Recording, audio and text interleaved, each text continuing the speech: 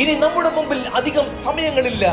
ദൈവജനം എഴുന്നേൽക്കുക, എഴുന്നേറ്റ് പ്രകാശിക്കുക, ശക്തിയെ പുതുക്കുക, ആത്മാവിൽ പറന്നുയരുക, വിശുദ്ധിയിൽ ഒരുങ്ങുക, ദൈവസഭകളെ വിശുദ്ധിയോടെ ഒരുക്കിയെടുക്കുക.